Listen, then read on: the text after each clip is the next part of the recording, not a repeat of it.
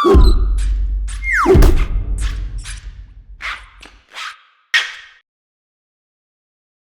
everyone, welcome to another Good eReader review video. My name is Michael. This is Peter. We have here the Fire HD 8. This is the brand new tablet that Amazon announced last month, and now it's officially available.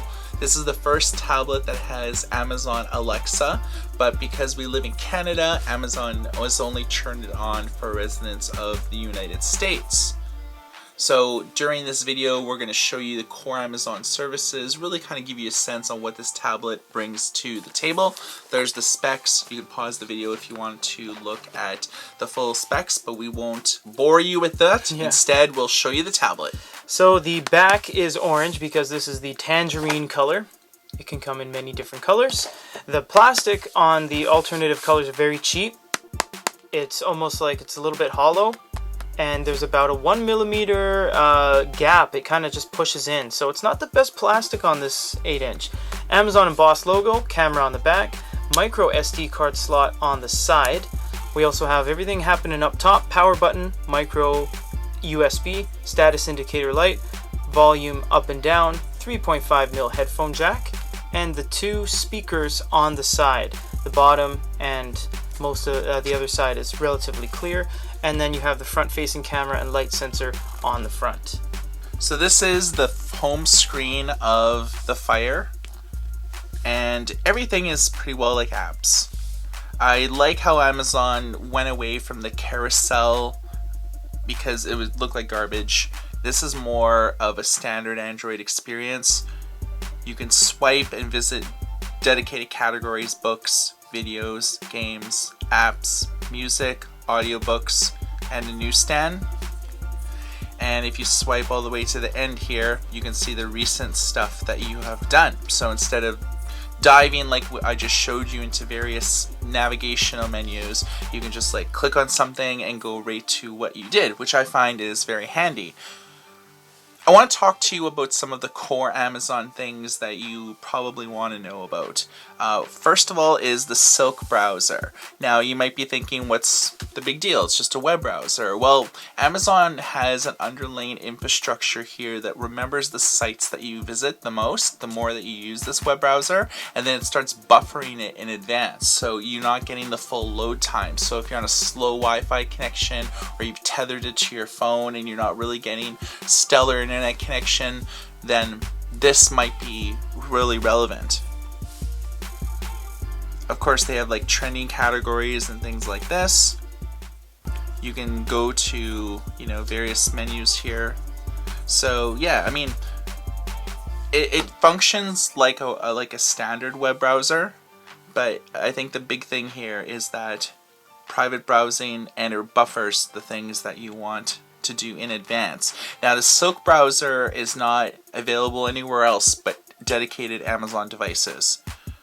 Free Time is basically a parental system where you can make a child account for your Fire, and you can set reading goals, and you can see how often your child's like reading, which I find is very handy. Of course, all the sections I showed you are dedicated apps. So you have Amazon Music, Audible, audiobooks, newsstand, photos, games, etc. Goodreads is a service that Amazon purchased a few years ago now, and it's a social book discovery site. It helps recommend different reads to you, so you don't have to rely on Amazon's own ebook store algorithm. Like when you visit Amazon.com or CA on your computer, it'll kind of look at your library and recommend books to you. Goodreads does sort of the same thing, except you can establish genres that you like, but you can join book clubs. You can talk about books amongst people here, and you can follow authors, so you can be kept abreast of when new books they have that are coming out, or when they do author Q&As on Goodreads. Goodreads is a great platform. It hooks up to your Facebook account, or you could set up like a dedicated Goodreads account, but it's a good way that you could have your real life library virtualized here, and you can set up and do reviews and everything like that. I kind of dig Goodreads. Now, of course, this is a tablet, so it plays videos, it does music, it does all that, but good e-reader, we're going to focus more on the e-reading experience. So we're going to go to your books section, and you can see that The World Set Free, you probably recognize that for all of our review videos. We use books like this because they're public domain and they're kind of constants. We can kind of refer to them and say this is how this book looks on this, then an e-reader, and so forth. Yeah. So the page turns are very quick, of course, because it's a tablet. Long presses are much quicker. You have a quick Wikipedia that shows up for certain things. So if you clicked on something a little more relevant than a standard word, Wikipedia would show up. You can go there. You can make a note. Full keyboard with secondary and tertiary keys. Keyboard is very robust. Very robust, and they got rid of the outlines for the keys, which I really like. You can also press and hold and make color highlights, notes, and you can even do under more, search the web, share, copy, search in book, and so forth. You can also tap here to go to font settings and the backlight. Font settings go up and down. You can change the color, the black, the white, you can reverse it. Everything changes live. The only thing that really takes a while is black and white because it has to refresh everything, and line spacing and all the usual settings. So I think it's important to note that this e-reader does ship with the Amazon font Bookerly, and you can think of this e-reading experience that we're looking at as the default Kindle for Android. So if you have an Android phone or Android tablet that's not Amazon branded, this is more or less the same experience that you're going to get. Amazon didn't really do anything drastically different with the e-reading experience on their own app. If you have never used it before, X-Ray is one of our favorites here. It gives you people, places, and things in a book, how often that they're referenced, and this is useful if you're coming back to a book after a hiatus, or if you are juggling multiple books and it's like, I find that when you juggle multiple books, or if you're coming back to a book after a while, they'll make, you'll kind of forget who the characters are. This way you can find out a little mini character biography and be like, oh yeah, this is the character's brothers-in-law, because names, especially some books, just name drop constantly and feel focused on a huge cast of characters, and they can all blur together. If you've ever read any Tad Williams books, a million different characters. Okay, so this also will have a newsstand, and so they kind of function like mini apps. So we'll kind of look at a magazine here. So you can see that this isn't the easiest thing to read, so you can just click here and you get the full article here.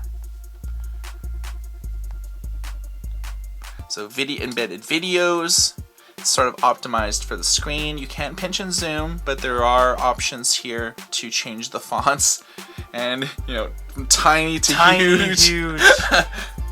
I'm huge. Boom. You can also make bookmarks and share your favorite articles with social media platforms as well. Right, and you can kind of click here and look at other articles that you can just click on and then just go to. So this is great. I'm a huge fan of the Amazon newsstand because they really optimized everything for their own line of devices. So everything's speedy, looks great. Now, how does the speakers sound? Well, we're not going to really play games and show videos because that's a quick way for us to get digital millennium copyright things on all of our YouTube videos. So we're going to show you an audiobook.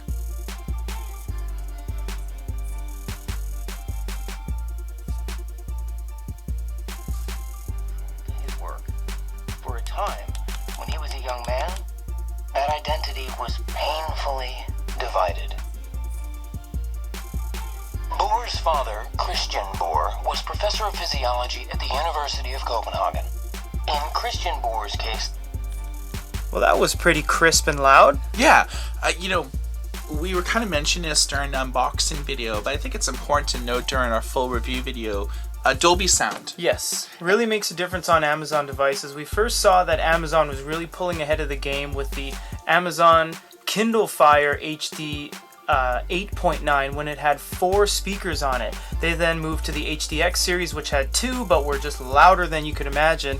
And now this holds true with the new line of Fire 10, 8, and 6, where the sound is just, it's top notch. It really is first class sound. Yeah, I mean, if you were to put most Amazon devices, whether you're getting the 6-inch all the way to the 10.1, they have the best sound sort of on the market. So if you put them side by side with most other generic tablets on the market, like Samsung branded, Asus, Acer, what have you, right? Amazon always consistently has better sound, and when you are taking advantage of core Amazon services like audiobooks, like Amazon Instant Videos, Amazon Prime Movies, exactly, all that stuff, you're going to get better sound on a tablet. And Apple has sort of borrowed a page of Amazon's playbook, and they're now including better sound on all of their tablets, especially like the iPad Pro line.